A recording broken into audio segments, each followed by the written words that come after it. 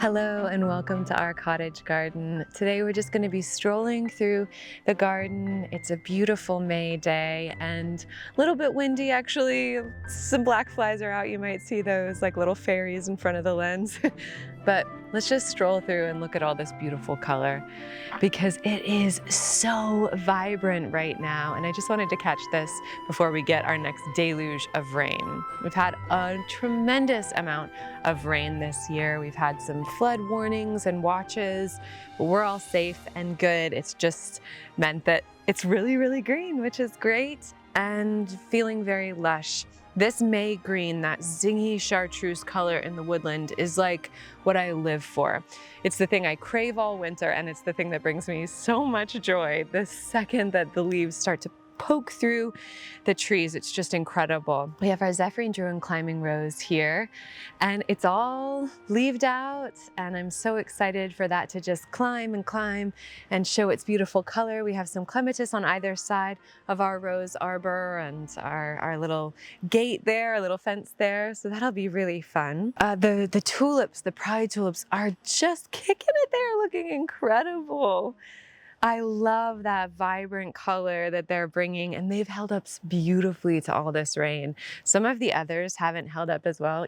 Darwin hybrids there, the orangey yellow ones, those haven't stayed up as well, but the pride mix have been the first to bloom, and they have just stayed so steadfast and strong.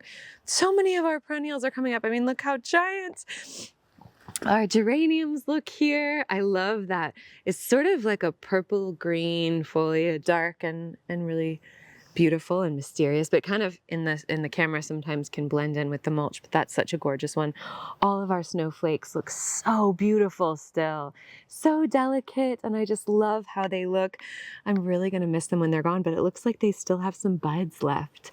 So that'll just be so nice to see those, along with our annuals, which we did an annual video recently of sort of chatting about the role that annuals play in the cottage garden, and we planted our annuals as well. So we have this beautiful Ipomoea, green with envy, I think it's called. Sweet Caroline green with envy. So many of our forget-me-nots are just huge. This is one forget-me-not here. That one there they're just enormous. I love them so, so much. And these were all just growing wild here. We've planted this beautiful, the unplugged pink salvia. That'll be a fun one to play around with. Lots of plain the blue salvias that we've planted here. Oh, our prairie fire crab apples look like they're starting to bloom a little bit. You know, in years past, these have just been covered in blooms and buds, but this year it just looks like not as many. So I don't know what happened there, but maybe we'll get a show yet. But I just love that red color in the spring. It looks pink with the sun kind of, or the cloud light coming in through the bottom of the leaves. It kind of gleams pink and looks like the same color as those beautiful flowers. We also have our gorgeous lilac. It's an Equinox Valley lilac. It's kind of blocked by the other lilacs there, but that's up on the hill. We can see it really well from the porch because we wanted to give it pride of place. It's local to this area, or it was discovered by a local plant nurseryman, and yeah, it's just so glorious. It's a double, it's beautiful. Something else that's interesting here is our ivory halo dogwood looks huge this year. It's just taken off and it looks so, so beautiful. One of my all-time favorite shrubs. This is sort of the canvas upon which we paint our cottage garden, and I love this as a staple in the back with the Queen Anne's lace kind of running in a river throughout. And we just transplanted another one here yesterday, day before, yeah, yesterday. And it's looking like, okay, it really wasn't happy in its old spot. So I'm really glad that we've moved it, and it'll get, you know, really big and it'll look gorgeous in the winter time, but it was not happy in its last place. So this is giving it an opportunity to really thrive. This echinacea, look at that, how big it is. I'm so excited about all of our perennials coming back, our medicinals. I love making tea out of this echinacea specifically. It's a purpurea and it's just lovely. I have some tea that we're bringing because my hands were getting kind of cold. It's just sort of a chilly day. It's been in the 40s and 50s for most of May so far, which isn't bad because we haven't had any frosts, touch wood. Everything else is looking so good. So like I said, we planted the annuals. We have the cashmere pink superbena. We have the hoopla vivid orchid, which we love. And that one, when I did the companion planting video that was sort of about companion planting not only with vegetables and with edibles, but also with your ornamentals. I love to companion plant petunias with Nepeta because the slugs tend to leave that alone. And look at that Nepeta, isn't that just huge and glorious? I'm so excited for that to start blooming. I'm really hoping that the snowflakes last until this Nepeta starts to bloom because that combination, oh, just so charming coming onto the cobblestone path. Something else that's really exciting is these are our bearded iris that were growing on the hillside, and we just took one little clump, divided them into tiny, tiny little ones, and we've had one of the irises bloom. When I planted them, I thought that they were this beautiful purple iris from one of the clumps, and they were actually a yellow, like a soft yellow bearded iris instead. But it's actually really, really beautiful. It's a gorgeous color, and I have grown to love yellow so much in the garden. But now I've come through, Bert was pointing this out the other day, that they are all budded up, and almost, I think every single one of them has multiple little buds on them. If you look here, look at that. 1, 2, 3, 4. So we're gonna get these bearded irises here so soon. I'm so excited. Oh, so definitely stay tuned. Like I said before, we're gonna be doing weekly garden tours, I think, at least for May, because things change so quickly at this time of year here. But yeah, I'm really excited about that. All of them are just budded up, and that's just so much fun to see. We have a repetition of so many plants in this garden. We like to repeat things like the lamb's ear we have throughout, the autumn joy sedum. We have planted throughout the boom chocolate geraniums, as I mentioned, but just having that repetition of flowers and foliage is really, really nice to have cohesion in a very abundant garden. This is one that we only have a repetition on the other side. So both of these are sort of like a storybook. You know, they're mirrored on either side. And this is a beautiful midnight masquerade penstemon, a gorgeous burgundy color foliage. And I think that looks so wonderful here in the border, as does our columnar boxwood, which we have some lamium blooming underneath. I also love this. When our evergreens start to get those little plops of new growth, they just sort of look like painter, like blobs of paint. Ugh, it just makes my heart so happy when I start to see those. I'm excited to see the blue spruce get those on it as well. So yeah, this time of year is just enchanting, isn't it? It's just magical. The peonies are all budded up, which is very exciting. We've planted this, this is a kufia here. I think it's vivid orchid. It's a frosted orchid or vivid orchid kufia, but it's a beautiful purple with some burgundy right around the center of those flowers. And I'm so excited because we've already seen the hummingbirds coming up. And so to see those in the garden, we really plant the annuals for the pollinators and for the hummingbirds, and I'm just really hoping that they like this one, because whenever you put something in and the hummingbirds come over and eat it, you just feel so, like, I don't know, accomplished. Like you've really done something good for the world. These autumn joys are looking huge. Look at that. Maybe yours are a lot farther along than ours are, but it's just so exciting to see things in their full glory. We'll come down this way in just a minute. I just wanted to show you some of the things we have over here. Rock and deep purple salvia. This one, it's like in amongst this daffodil foliage, which will all be gone. We just are waiting for that to die back. That is thus far, our hummingbirds' favorite plant. they sort of fight over that one. So we have that all throughout, and I think we're going to be doing more and more.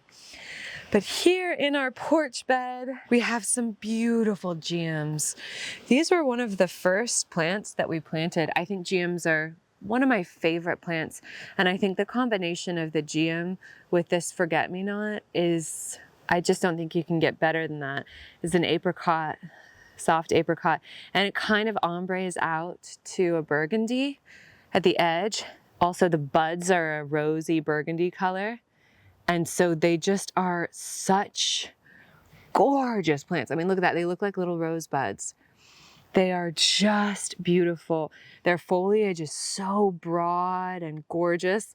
This little strawberry is mimicking the shape of those, and it kind of looks like it, but it's the strawberry. We have lots of strawberries throughout, and we share them with the chipmunks and the bunnies. But this one has lots of little sweet little white flowers. And I love that part of a cottage garden where you can have all of your ornamentals and edibles just sitting side by side. It's so glorious. But that one truly just a gorgeous cottage garden flower. So in the last tour, we kind of talked about plant combinations and great, ideas for plant combinations, and also, like fairy style or enchanted or very quintessentially like cottage garden plants. And this one, this time of year, the geum and forget-me-not. If you don't have geum in your garden, I highly recommend that you put it in somewhere. It comes in beautiful colors, and this peachy apricot one is just glorious, as are these muscari. Look at that! My gosh, it's like the size of an actual hyacinth. It's huge for a muscari. It's ginormous. And it's sort of frosted with raindrops. It's really charming right now. So that's kind of all throughout. I think we have 45, 50 bulbs just planted throughout. Really beautiful. I wanted to just show you some other things. We have a lupin here that I started from seed, and then this lamium, look at that. Oh, I just love it. It's so fluffy and big, and look at that gorgeous purpley pink color. Oh man, I love it so, so much. It just sprawls all throughout underneath our gorgeous weeping white spruce. And of course, all the pride tulips and the Claudias in here. Tulips are just really, really beautiful. Something else that's really funny is that the Dusty Millers that we planted last year have come back. So they're just sort of coming back from where we cut them. And I'm kind of regretting that we pulled them out because we thought they were dead. Because yeah, they're really coming up, which is really sweet to see things return. Again, another fun thing about the cottage garden is that things pop up and they surprise you and they're exciting. This stick is here. I'm not sure if you can see this right in front of our ivory halo dogwoods in the back of this border, because we're starting to actually plant out our dahlias. So this is the Thomas Edison that we've got there. We've got lots of beautiful ones. I'm so excited to plant those all throughout the cottage borders. And those are edible dahlias. You can just sprinkle the flowers on your salads or, desserts. This Blue Moon Phlox, oh my gosh, it smells heavenly. Each scent in the spring takes on its own kind of palette. And this one really takes on that scent of sweet peas. It just really smells like very, very romantic, but kind of that clean, fresh scent of a sweet pea. Whereas like the hyacinths are very heady, they're very rich, and they can be quite intense. This is just almost like, the thing that I keep thinking of is sort of like sweet pea soap. It's just like something that's clean and fresh, but so lovely. Oh my gosh. We were out here working the other day, Bert and I just kept getting this whiff in the wind and just being like, oh, that is incredible. And you can be standing quite far away from it and still smell it. And the color is insane. It's just like luminescent. It just really gleams in the border. And I think that's partially to do with the fact that the back of the petals is a slightly softer color and the eye is more of a creamy white. And so that combination just makes it look so lovely. It does probably not look as good as it does sometimes just because we've been getting so much rain that it's kind of, the petals are turning in on themselves, but it is just amazing. Oh my God, it does. It smells like sweet peas. Or freesia, you know, really lovely. Oof. And that combination with the blue, like periwinkle color, and then this zingy green, true green leaf. Spectacular. The Spessart geraniums are huge and all budded up with that beautiful pink, those pink buds that bloom out into these gorgeous creamy white flowers. And that pink matches our pride tulips, which is really fun, the pink of their buds. The window boxes are looking pretty good. We'll probably be taking those out here pretty soon. Those spreading pansies, Viola Whitrockianas, and putting those in the border somewhere and seeing how they do. But that pairing with the purple of this blue moon phlox is so lovely. And then that with this gorgeous ajuga in the background. Oh my gosh. Do you see that color combination of the blue moon phlox with this gorgeous ajuga, these spires of that beautiful purpley blue? It just looks clear and gorgeous. And then it has sagey green and burgundy foliage. This is the burgundy glow ajuga. Oh my gosh, I absolutely love this one. And I think this with the ivory halo, which isn't fully leaved out yet, but that combination is pretty spectacular. And we planted our annuals here. We're starting this border here. We're doing coleus in the back of this border, kind of alternating different ones. And we'll probably do some begonias because this gets, you know, a decent amount of shade. And we'll probably do, last year we did some Brawalia and Rockapulco double wisteria, double impatient. That one's beautiful. I think I want to do that one again for sure. Our smoke bush is coming back there with all of the lily of the valley behind it. I love those, that red new growth. The burgundy is just so gorgeous. And then, yeah, look at our Pinky Winky hydrangea standards, looking really proud and tall and happy. Lots of things are budded up, like all of our clematis. Our foxgloves are getting really big. I have plenty more that I sowed from seed, so that'll be really fun to see. So in this border, we just changed it up. This used to be called our juniper bed here. Not anymore. We had a juniper here, and we've transplanted it into the garden in the back, which we'll probably show you a little bit of today. Not too much because we've got a whole video about it. That hasn't come out yet, so that'll come out soon. But yeah, we replaced it with an ivory halo dogwood, and I just think that's really nice to keep that cohesion going. We also had a winter creeper here. It was like a golden winter creeper, euonymus. And so we transplanted that as well. But oh my gosh, you guys, this bed is just doing so well. Oh my gosh, I just want to point out a few really exciting things. The sweet woodruff in this border took a few years to take off, but now it's in bloom and it's really taking off and it just looks wonderful here. The hostas are all coming up, the astilbes. And then look at this. I didn't realize that we had planted this like deep warm color back here.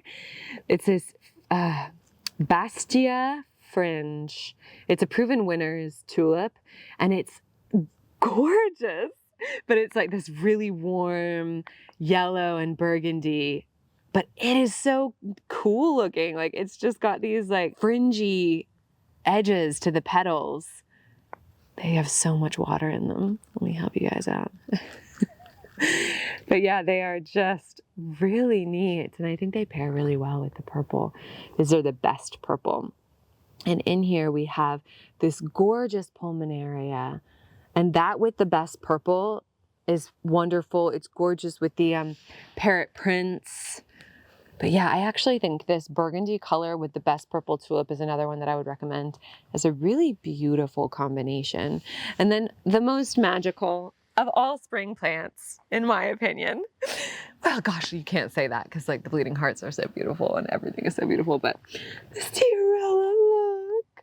Oh my gosh, it's in bloom. them, and it's just this soft pink opening up to white with the bright orange at the tips of the petal. It's just so gorgeous. I love them so much. I want to show you the white bleeding hearts here. Back here we have tons of lily of the valley, and it's starting to bloom, which is really exciting as well. Another pinky winky hydrangea here. And then we have this beautiful white bleeding heart. It usually gets much bigger than this, but each year is different, you know. It's not super happy, maybe this year. But yeah, with that Brunnera, those beautiful blue blossoms, and then they have these gorgeous pink buds that open up to that blue, which is so unique. And I just love these. I mean, bleeding hearts are just so romantic. Love them. Love, love, love. And then we have, here's a gorgeous cottage garden pairing. Mushrooms with hostas. No, but I do think they look I do think mushrooms look whimsical. Probably not great. We should probably do something about that. But yeah, look at that giant leaf. Isn't that lovely? It got torn a little bit as it was coming out. You can see here. So we'll see how that goes, but lily of the valley, just beautiful. You know, in our area, we do have a lot of fungal issues just because it stays so wet for most of the year. So that's just something to be mindful of, is just, yeah, sometimes you can get some disease on those like mass plantings, but that was here when we moved in, and I think it's gorgeous. Our easy daisies are doing well. Look at this hosta as well. A lot of these hostas we got from a local plant sale from the garden clubs in our area. So that's really a special thing to do if your garden clubs in your area have plant sales. It's a nice way, because you know those are going to do really well in your garden and in your area. We have some pink bluebells, which are just about to bloom, and those are exciting. That's that one there in bud. We just transplanted this Lamium here, which I think that'll be really pretty spilling over onto the path. More Tiarella. I mean, isn't that just spectacular? I actually think the apricot pride with the Tiarella and then this Angelique tulip in the front is really lovely, that whole little pairing. And then the Jacob's ladder is starting to bloom. It's just filled out so beautifully. This one was in our Miyazaki container last spring. And oh my gosh, it just loves this spot. It's so happy. And that green of those leaves is just so pure and gorgeous. I love it. I love it. I love it. I love it. One of my favorite hydrangeas here, the pinky pollen ring. And it's starting to do this thing where there's these little caterpillars that create little bubbles, kind of weaving the leaves together. They weave the leaves together like that, and you can just see these little pouches. Can you hear that? Little pouches. So then you can kind of break them. I'll put my tea down for a sec. You can kind of break them apart like that, and then you can see, I don't know if you can see, but that's the little guy that's doing it. So we can take him out. I can put him in the woodland. But yeah, we have another one of those on this side as well. Lots of violas throughout. We have this gorgeous cowslip, this Primula. And I think that yellow color is really, really stunning. I just think the shape of that flower is really spectacular. Forget-me-nots, we have a little Thea occidentalis here. We have some more Tiarella that we divided last year. The Brunnera is doing so well. There's another pink forget-me-not in here. Look at that, it's like a sort of a pinky purple color. Look at that. Oof, that's so fun. Look at that. I love that the yellow at the center of those. The Spessart geranium is looking beautiful. All of the best purple tulips are starting to bloom in here. And so we have this beautiful white tulip with all of the best purples. I think that color combination of the purple and the white is really pretty as well. The heuchera in here, astilbes, the Hakana cloas are doing really well. Same on this side. These Brunneras are looking so healthy. Look at those. Those leaves are just looking so nice. Oh, there's a little bee inside of this tulip right here. Can you see him? He's like a little baby. Oh my goodness. Do you see him? Here, come on this side. Right in there. Look at him.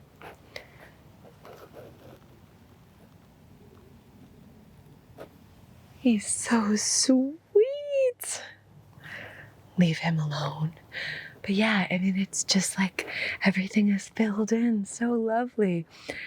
A lot of things are blooming over here. We have tons of hostas coming up, which is really lovely. A lot of the hostas, especially the ones that we have over in the back of the long borders, we got them all from little tubers. We planted them in like that bulb form. It's been so amazing this year. They are really taking off. But lots of tulips back here. Lots of lamium and the ferns. Ferns are one of my favorite plants and they look so fantastic. This rococo, it's like a double rococo from Proven Winners. You guys, how spectacular is that?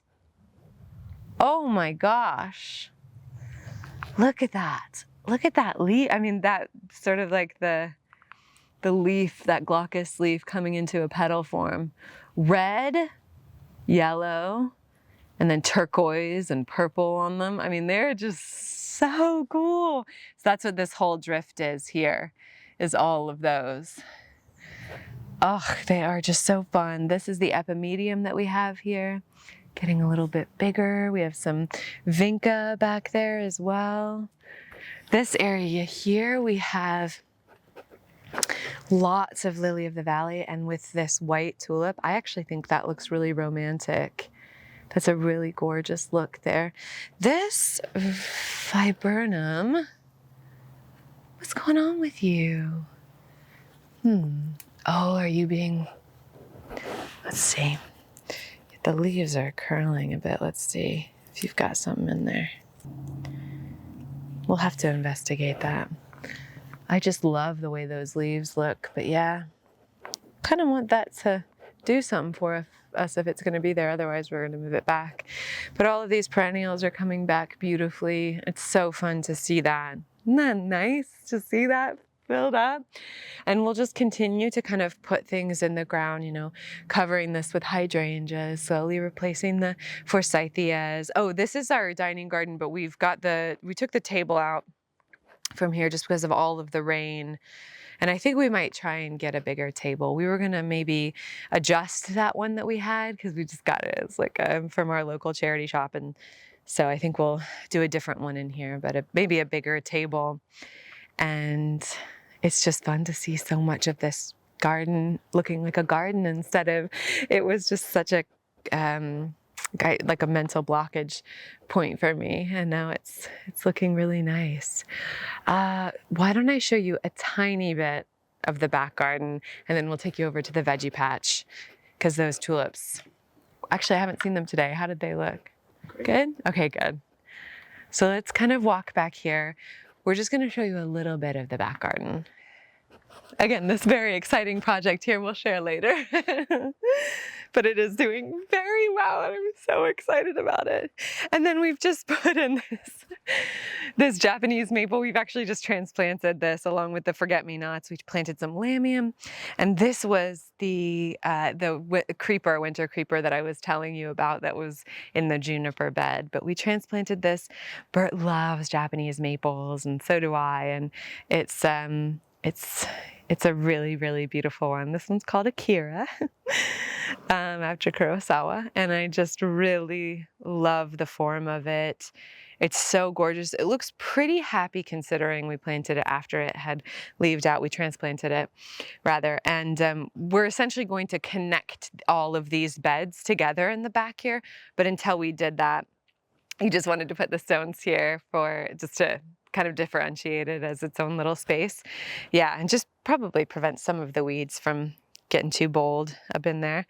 But I love that. Oh, it's so gorgeous, especially backed by this dogwood. This was here when we moved in, and it's so beautiful. It's all budded up. Just a really gorgeous dogwood. Oh no, we have the grapevine coming in here pretty strong. No. No. So we're gonna have to get him out of here. Maybe we can make a spring wreath with him because, but I love the way that looks, like the little spirals, but he can't be in there. You cannot be there. No, no, no. We have so many grapevines, like they're a real issue for us here. We still have some daffodils blooming through the borders. This one in particular is really pretty. Like smaller cup, very dainty. Looks like a real woodland daffodil. I want to kind of skip over this, so we'll just very quickly walk past, maybe so you can get a view of it in the background, and then we'll head over to the veggie patch. Look how green that is. This is our beech trees. This is mainly what we have. We have maples, beeches, oaks, but it's mainly beeches throughout the woodland here. They spread like wildfire and they're just really lovely. This is the largest tree on our property. She's so gorgeous. She's an oak. Lots of acorns all over from her.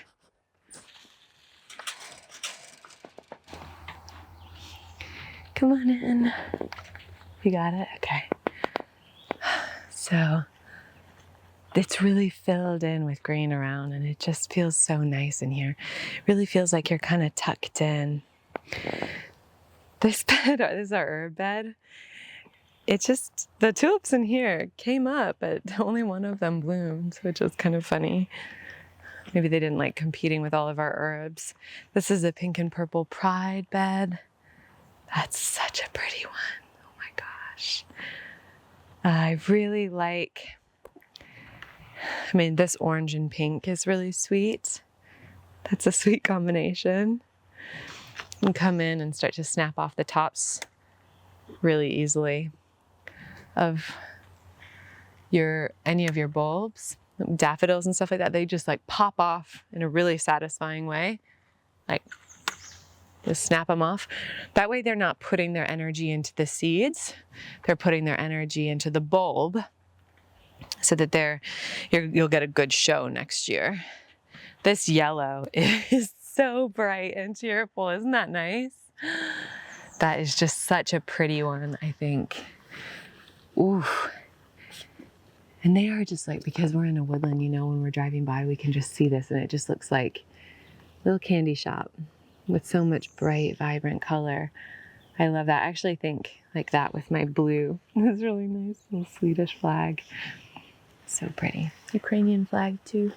I'm Swedish. That's why I think of Sweden. These double pink tulips are spectacular. I didn't realize that we had planted, oh, right in my eye. I didn't realize that we had planted these here with these reds. Oh no, I just snapped that off. Oh dear, I'll have to put that somewhere. I was gonna try and dump out some of the rainwater. But look, isn't that a gorgeous one? Look at how the leaf kind of curls up onto it. That's really beautiful. Can make a little May crown. I want to show you a couple more of these ones. We definitely are going to start to, put together these beds, get them all prepped for the season. We're going to be doing them slightly differently. And I think we're just going to be incorporating a lot more flowers. So that'll be really fun. This color of tulip is so beautiful. It's like this soft pink with this beautiful purpley pink on the sort of center of each of the petals, kind of opening up and warming up to almost like a baby pink. That is really gorgeous, and it has a blue interior. Just wonderful, that one. You are getting attacked by these black flies. Usually they go for me. What did I do today? Different perfume? Maybe? Okay. Sorry. This one here is really lovely. There's something about these tulips that are just so clean. They just look, you know, the rest of them are kind of splayed open, a lot of them, but these ones are just so upright, so tidy, so clean looking. The green with the red and the orange. This is a really beautiful one. And they stay closed, you know, so that's really interesting. That's why they look so clean, and they just look so uniform, like a little painting, how you would kind of paint or draw a little garden bed of tulips if you were a kid. Or an adult. This one's really pretty. This is where we had our beans last year with our little quad pod. Excuse me. And these ones are really, really pretty. We went heavy on the pink this year, which is fun. But those are really pretty. Really, again, huge. Look at that. Half the size of my head, that one. Gorgeous. I love that. Look at that one. I love it. I love it when the leaf kind of becomes, oh, I guess you can see it on that side too. The leaf kind of becomes the petal. So they're just this really beautiful green leading into it. I think that just looks so like exotic and beautiful. This clear white is lovely. I think if we had an earlier growing, did you see the hummingbird just flew right in front of the camera? It just went right through. That was cool. But I think the whites are very, very beautiful. And I think if we had, you know, a backdrop of evergreens, and you maybe spread a lot of forget-me-nots underneath, or you had them near some Brunnera, that could look really beautiful. But I kind of overlook them because we've had white in the form of, you know, the snow all winter. And, you know, so we have lots of birch trees on the property, which are white. And so we've seen that white color. It's like the vibrant color that I'm craving. So I kind of overlook these also because of our stones. All of our stones on the property are flint stones. Stones are all white. So I'm kind of over the color white by the time spring rolls around. This is another bed of really charming tulips.